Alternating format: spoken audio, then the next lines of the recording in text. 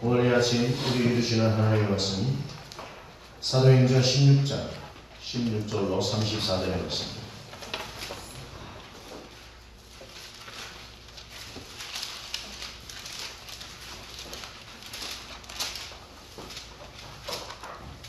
사도행전 16장 16절로 34절의 말씀.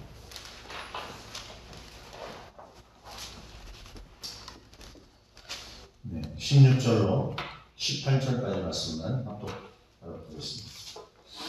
우리가 기도하는 것에 따라 정치는 귀신 들린 여종 하나를 만나니 정으로 그 주인들에게 큰 이익을 주는 자라. 그러나 바울과 우리를 따라와 소리를 들어 이르되 이 사람들은 지극히 높은 하나님의 종으로서 구원의 길을 너희에게 전하는 자라 하며 이같이 여러 말을 하는지라. 바울이 심히 괴로워하여 돌이켜 그 귀신에게 이르되 예수 그리스도의 이름으로 내가 네게 명하노니 그에게로서 나와라. 귀신이 즉시 나오니라. 아멘. 네, 그 이후에 19절로 34절까지 말씀을 보게 되면 이 바울과 실라가 이 귀신을 내쫓은 여인, 그러니까 정치는 여인이죠. 그 여인이 주인이 있습니다. 그러니까 이 저물치게 이렇게 귀신을 들린 사람을 통해서 저물치게 해서 돈을 버는 거죠. 근데 귀신이 쫓겨나니까 점을 볼 수가 없잖아요.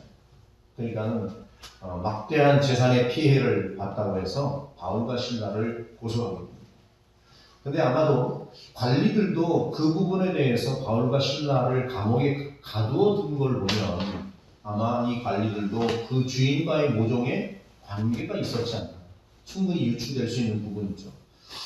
네, 로마 사람이기 때문에 바울이 쉽게 감옥에 갈 만한 그런 사항은 아닙니다. 우리가 잘 알고 있는 것처럼 바울은 원로원이기도 하고, 즉 우리 지금으로 말하면 뭐 상원 의원 정도, 국회의원에 해당되는 그런 사람이고, 날 때부터 로마 시민권을 가지고 있는 그런 사람을 그렇게 함부로 가둘 수 있는 문제가 아님에도 불구하고 가뒀다는 것은 관리와 이 주인과의 모종의 관계가 있었지 않나 충분히 유추할 수 있는 그런 부분이죠. 그랬을 때 바울은 그 부분에 대해서 항거하지 않습니다. 왜 나를 가두냐, 무엇 때문에 내가 무엇을 잘못했느냐 말하지 않습니다. 그리고 감옥에 들어가서 오직 그가 행한 것은 기도하고 찬송하였더니 옥문이 터져 열렸더라. 그럼에도 불구하고 바울과 실라는 도망가지 않고 오히려 그 간수에게 복음을 증거하여 간수로 하여금 예수를 영접케 하는 그런 전도 사역을 행했다라고 하는 것이 34절까지의 또 일련의 말씀입니다. 오늘 말씀을 보게 되면 제목에도 나와 있습니다만 위기를 기회로 바꾸는 능력이다. 바울은 지금 어찌 보면 위기를 맞닥뜨려진 겁니다. 이 빌립보라고 하는 곳은 어떤 곳이냐면 우리가 흔히 마케도니아 이런 말 쓰죠. 지금 그리스 지역이기도 하고 또 한편으로는 터키와 붙어있는, 그러니까 터키가 그 아시아 쪽 대륙에 붙어 있는데 여기는 그 유럽 쪽 대륙에 붙어 있는 마지막 끝자락에, 그래서 터키가 이게 바다를 가운데 두고 이렇게 두 개의 나라로 되어 있죠. 근데 그 유럽 쪽에 붙어 있는 나라는 거의 크지 않습니다. 지역적으로.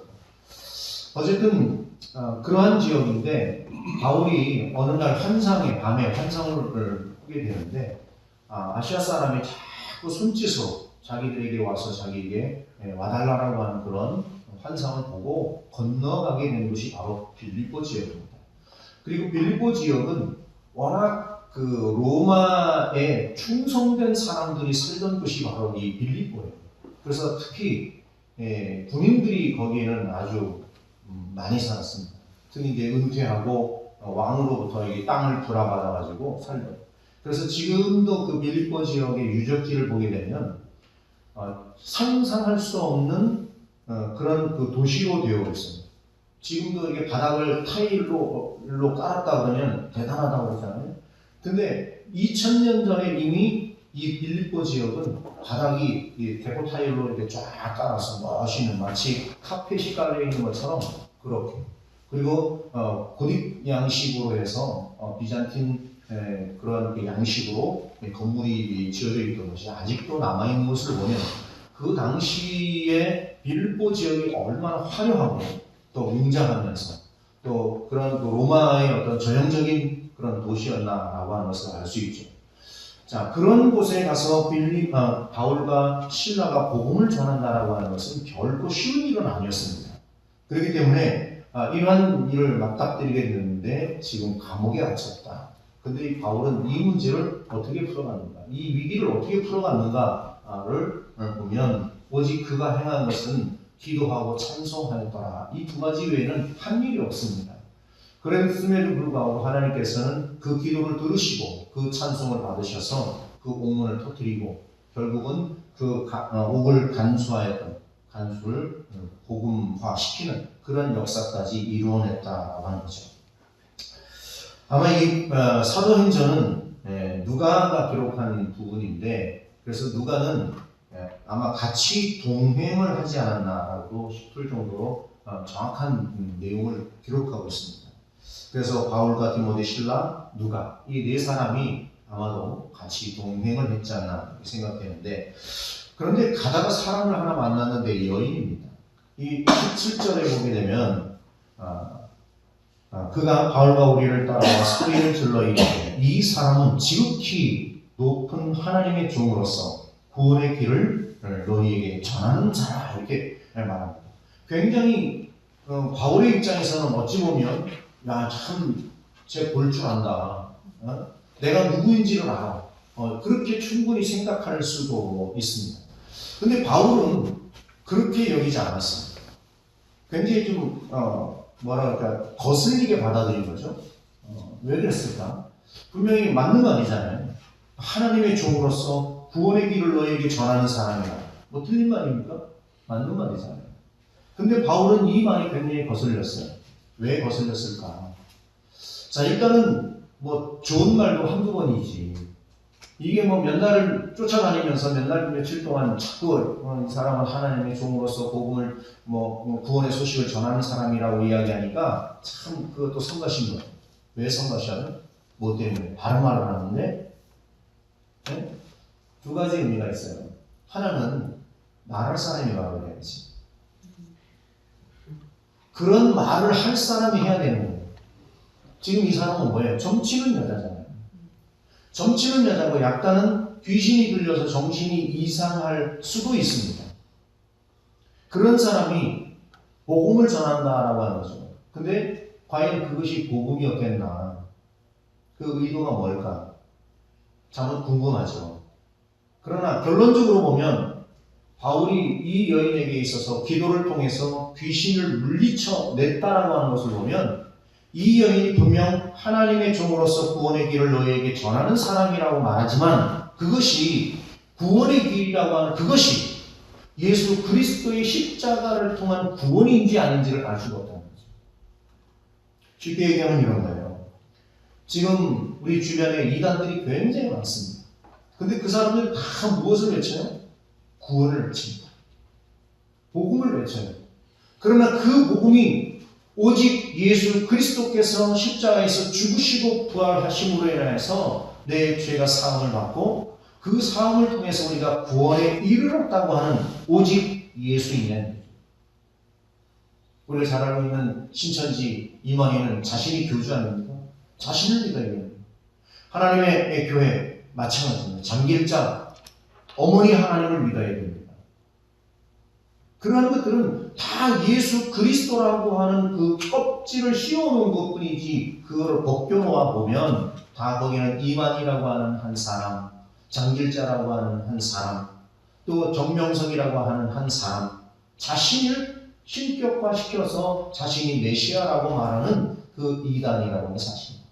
그렇기 때문에 이 여인이 외치고 있는 이 외침의 구원도 어찌 보면 그럴 가능성이 높다는 거죠. 그래서 바울은 이 여인에게 있어서 예수 그리스도의 이름으로 명하노니 나오라.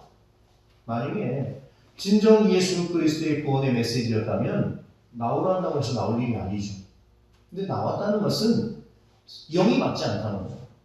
그렇기 때문에 이 여인은 더 이상 복음을 외칠 수가 없었다는 거죠. 한마디로 바울의 그 외침은 진정한 복음이 무엇이냐 대결을 한 거죠. 이게 복음이에요. 예수 그리스도 이름으로 증거하는 그것이 복음이라는 거예요. 그래서 바울은 다른 것으로 말하지 않았습니다. 예수 그리스도의 이름으로 명하노니 나오라.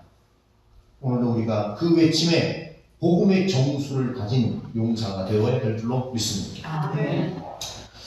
앞서 얘기한 것처럼 이 귀신 들린 여종은 겉으로 보기에는 옳은 말을 한 거예요. 그렇죠? 하나님의 종으로서 구원을 외치는 자다. 진실인 것 같지만 그 의도가 뭡니까? 왜 이 여인이 이런 말을 했을까? 정확하게 이 여인의 의도, 그 뉘앙스는 우리가 알 수 없습니다만, 그래서 중요한 게 뭐예요? 제가 늘 강조하는 이야기죠. 자, 이런 말 저런 말을 우리는 많이 들으면서 삽니다. 근데 이것이 진짜인지 거짓인지, 진실인지 아닌지를 뭘 해야 된다고? 분별해야 된다. 그 분별의 능력이 없으면 우리가 맞닥뜨려지는 그 어떤 상황, 그 어떤 위기, 어떤 고통, 고난이 왔을 때에 해결할 수 있는 방법이 없다는 거예요. 누구 말대로 그저 몸으로 때워야 되고, 돈으로 때워야 되고, 시간으로 때워야 되고, 뭔가 내가 때워야 되는, 그 해결해야 되는 그런 어려움을 우리는 당할 수밖에 없다고 하는 거죠. 그래서 저희가 뭘까? 저 사람이 왜 그런 말을 했을까? 저 사람이 왜 저런 행동을 했을까? 그 의도가 뭘까? 그 뜻이 뭘 이야기하는 것일까? 라고 하는 그것을 우리가 깊이 고민할 수 있어야 되고, 거기서 진실, 진의를 찾아낼 수 있어야 된다는 거죠. 그래서 우리가 기도하는 거예요. 그래서 하나님의 말씀을 묵상하는 거예요. 그래서 우리가 하나님 앞에 예배하는 것입니다. 그러면서 그 하나님의 선하심과 인도하심을 통해서 내게 분별의 능력을 달라고 우리는 기도하는 것입니다. 그럴 때에 진정 한 영혼의 귀함을 여길 수 있는 거예요. 만약에 이 여인의 그 외침에 대해서 분별해내지 못했다면 결국은 어떻게 되겠어요? 그럼 내비를 뒀을 거 아니에요. 그럼 바울이 떠나오든 어떻게 하든지 간에 계속 이 여인은 그런 얘기 했을 거 아니에요. 근데 그것이 십자가의 구원인지 아닌지도 모르는 그런 상태였다면 그게 옳은 줄 알고 박수 쳤을 거 아니에요. 잘했다고. 너 사람 볼 줄 안다. 이랬을 거 아니에요. 그러나 영적인 분명한 분별의 능력을 가진 바울이었기 때문에 잘못된, 왜곡된 것을 전하고 있다라고 하는 것을 아는 거예요. 그래서 바울은 즉시 예수 그리스도의 이름으로 나오라. 단지 이 여인을 해코지하고자 하는 것이 아니에요. 그것이 진정 사랑은 그 여인을 지금 힘들게 하는 건 무엇입니까? 거짓 영 아닙니까? 그래서 그 거짓 영을 쫓아내주는 것입니다. 그것은 바울이 진정 그 여인의 영혼을 사랑하는 까닭이었기 때문이라는 사실입니다. 그런 것처럼 오늘도 우리의 삶에서 만나지는 많은 일들이 있습니다. 그 많은 일들 가운데 우리는 어떻게 사느냐, 이게 굉장히 중요해요. 왜 그러냐면 바울과 실라가 이 여인한테서의 주목을 받습니다. 오자마자 좀 뭐냐면 당신은 하나님의 종이라고. 그런데 관원들도 또 이 여인의 주인도 바울과 실라를 지켜보는 거예요. 도대체 저 사람들이 뭘 하는 사람들인가? 오늘은 우리는 어떻습니까? 오늘 우리가 신앙생활 한다고 하면서 오늘 신앙생활하는 우리 자신에 대한 그런 입장을 우리 스스로가 어떻게 보고 있는지. 제가 지난번에도 말씀을 전했죠. 어저께 아침이네요. 1일날. 자, 제가 뭐라고 그랬어요? 사람들이 나를 누구라고 여기느냐. 이게 굉장히 중요한 거라고 그랬잖아요. 내가 누구인지를 안다는 것만큼 중요한 것이 없어요. 내가 누구인지를 알아야 내가 어떻게 살 것을 알 것 아닙니까? 내가 어떤 위치에 있는지 알아야 내가 어떻게 살 것 아닙니까? 내 상태가 어떤지를 알아야 건강을 위해서 할 건지, 무엇을 위해서 할 건지 내가 어떤 결정을 할 것 아닙니까? 그렇기 때문에 자기 정체성을 안다라고 하는 것은 굉장히 중요해요. 내 지금의 상태가 어떠냐, 내가 지금 무엇을 해야 되는 상태냐. 그런 것처럼 사람들은 우리를 항상 주목하고 있습니다. 왜 우리가 예수 믿는 사람들은 나가서 사람들하고 다툼도 하지 마라, 나가서 시장에서 물건 깎으려고 하지 말아라, 이런 말을 무엇 때문에 하는 거예요? 사람들은 우리가 예수를 믿는다라고 하는 것에 대한 시선을 가지고 있기 때문에 그렇습니다. 근데 그런 시선을 갖고 있는 거기에 나가서 분쟁을 하고 나가서 정말 예수 믿는 사람으로서 하지 말아야 할 그러한 우리가 행동을 한다면 그럴 때에 내가 뭘 하겠어요? 그 사람에게. 안 믿는 사람이라면 예수 믿으라고 하겠어요? 그럼 그 사람이 뭐라고 해요? 너나 잘해. 너도 못하면서 누가 누구를 지금 바울이 왜 그래요? 너나 예수 잘 믿고 그 말을 해. 이런 말과 같은 거예요. 그렇기 때문에 우리는 항상 사람들로부터 주목을 받는 입장에 있다는 사실을 우리가 잃어버려서는 안 됩니다. 얼마 전에 삼성에서 프로야구 선수 중에 굉장히 주목받는 레전드급의 박한희 선수가 있습니다. 그 선수가 은퇴를 선언했어요. 갑자기. 딴 이유 없습니다. 어저께 밤에 술을 잔뜩 먹고 아침에 아이를 학교 가야 되는데 운동선수니까 데려다 주러 가다가 그 접촉사고가 났어요. 뭐 큰 사고도 아니고. 그래서 경찰에 출동을 해서 음주 측정을 했더니 술이 덜 깨네요. 얼마가 어제 무슨 잘 먹은 거죠. 그래서 면허 취소 정도에 대한 0.042%. 그래서 박한희는 그날로 은퇴를 선언했어요. 왜? 자신은 공인이라는 거죠. 그냥 출장 정지 먹으면 됩니다. 벌금 조금 맞으면 됩니다. 그러나 그것은 아니라는 거죠. 저는 그 부분에 있어서 술을 먹고 운전하는 것은 잘못이지만 그 부분에 있어서는 참 박수를 칠 만한 그런 사람이다. 그런 생각이 듭니다. 그럼처럼 성도는 어떠한 모양으로 살아야 되느냐는 그것이 굉장히 중요한 가치라고 하는 사실을 우리는 잃어버려서는 안 됩니다. 많은 세상 사람들은 그 가치를 무엇인가 물질적 추구, 욕구의 추구, 권력의 추구 여기에 가치를 두고 있다는 거죠. 그렇기 때문에 그 가치를 얻어내지 못하면 능력이 없는 사람으로 평가를 받습니다. 돈을 많이 버는 사람이 능력이 있고 권력을 쟁취하는 사람이 능력이 있고 무언가를 남들보다 더 뛰어난 어떤 무언가를 척척 해내는 그런 사람이 능력받는 사람입니다. 물론 그렇습니다. 능력 있는 사람입니다. 그러나 그런 능력도 중요한 것이지만 무엇보다도 중요한 것은 인간성입니다. 인간성은 나는 누구인가로부터 시작된다는 사실을 우리가 잃어서는 안 됩니다. 오늘 말씀을 다시 한번 정리해보면 우리는 예수 그리스도라고 하는 그분을 통한 삶을 살고 있는가에 대한 문제. 그래서 오늘 바울과 실라가 빌립보에 가서 복음을 전하다가 이 여인을 만나서 불이익을 당하게 됐습니다. 불이익을 당하게 됐을 때에 이 불이익의 문제를 어떻게 해결하느냐는 굉장히 중요합니다. 물론 때로는 사람들은 악을 악으로 갚는 사람도 있습니다. 그러나 악을 선으로 갚는 사람도 있습니다. 그러나 거꾸로 선을 악으로 갚는 사람도 있고 선을 선으로 갚는 사람이 있습니다. 그러나 여기서 중요한 것은 선을 선으로 갚는 것은 누구나 다 할 수 있는 그런 일일 수 있습니다. 또 그것이 맞는 절차이기도 합니다. 그러나 악으로 악을 갚는 거나 선으로 선을 갚는 것은 같은 개념의 것이에요. 그러나 선을 악으로 갚거나 악을 선으로 갚는 이거는 굉장히 어려워요. 우리는 선을 악으로 갚는 이 불악한 것이 아닌 악을 선으로 갚아낼 수 있는 그러한 은혜의 사람, 하나님의 성도라고 하는 사실을 우리가 잃어버려서는 안 될 줄 믿습니다. 오늘 바울과 실라는 옥에 갇혔습니다. 이 옥에 갇힌 이 위기의 순간에 어떻게 우리는 좌절하지 않고 낙심하지 않고 이겨낼 수 있을까? 해밍웨이는 그렇게 말합니다.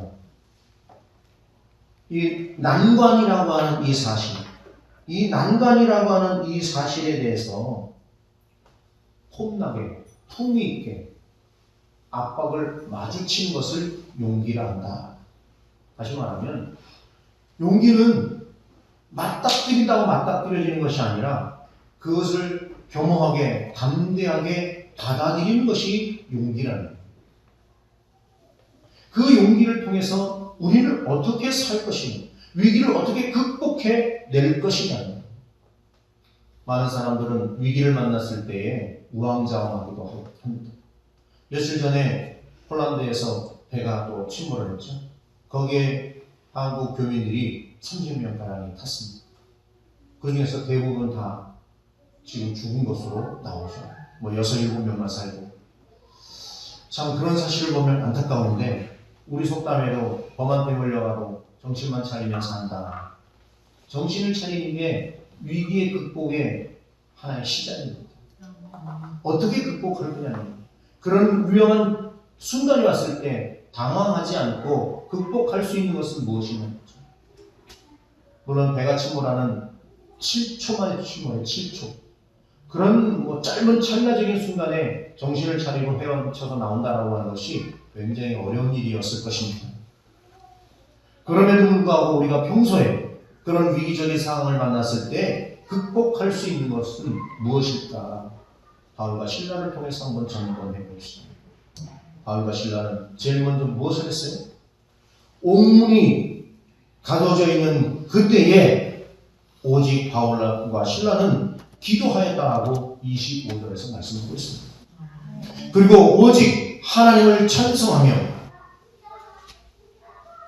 오직 기도와 찬송했다. 우리는 어떤 문제를 만났을 때 우리의 인간적인 생각을 먼저 하죠. 이 문제를 어떻게 풀까? 어떻게 누구를 만날까? 어떤 사건으로 어떻게 해결할까? 그런 고민이 먼저 되어집니다. 그러나 바울은 당황하지 않고 자신의 입장과 처지를 보며 항변할 수 있음에도 불구하고 그렇지 않고 오직 주님 앞에 기도했다는 것입니다. 즉 우리가 위기를 만났을 때에 제일 먼저 우리가 해야 할 것은 전능하신, 살아 역사하시는, 오늘도 나와 함께 동행하시는 그분 앞에 기도하는 것인 줄로 믿습니다. 아멘. 곧 위기는 기도를 통해서 극복할 수 있습니다. 그리고 바울은 보니까 찬송을 했다 말입니다. 위기 때에 찬송한다는 것이 쉽지 않죠. 그러나 기도하고 찬송한다라고 하는 것은 진정 하나님께서 내 마음에 평안을 주시기를 간구하는 겁니다. 찬송하는 것은 마음의 평안을 얻게 됩니다. 그러면서 정말 이 위기가 하나님께서 내게 어떤 것을 말씀하시는가를 되돌아볼 수 있는 찰나적인 시간이 될 수 있다는 거죠. 그랬을 때 하나님의 전능하신 구원의 손길을 통해서 그 위기를 탈출해 주신다는 사실입니다. 궁극적으로 이러한 위기는 왜 왔을까? 바울과 실라가 왜 이러한 위기의 순간을 맞아야만 했을까? 되돌아보면 결론은 하나였습니다. 간수에게 무엇을 했어요? 복음을 전했다는 사실입니다. 바울이 마게도냐, 빌립보까지 간 이유가 뭐였어요? 옥에 갇히는 것이 문제가 아니고 복음을 증거하러 갔다고 하는 분명한 명제를 잃어버리지 않았다는 거예요. 그렇기 때문에 옥에 갇힌 들 무슨 상관이 있어요? 복음을 전하면 됐지. 내가 매를 맞으면 무슨 상관이 있어요?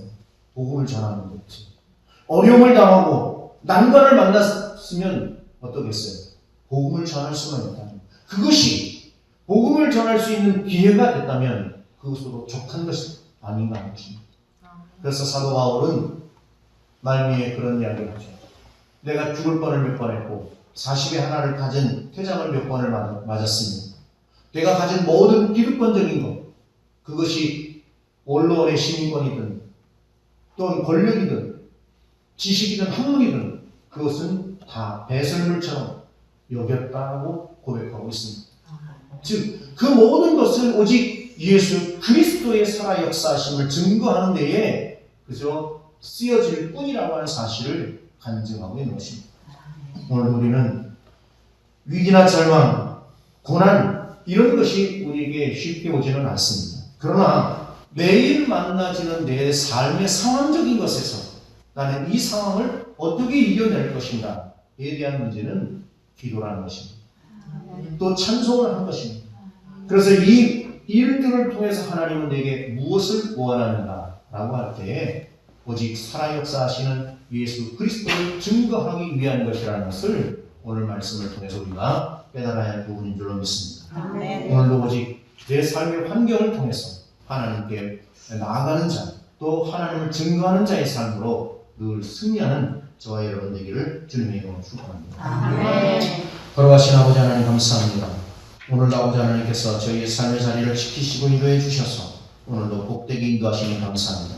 말씀의 깨달음을 통해서 위기의 상황 속에서도 하나님이 주시는 그 분별의 능력을 통해서 복음을 증거하는 삶을 살아가도록 주여 도와주옵소서. 감사드리고 예수님의 이름으로 기도합니다. 아멘.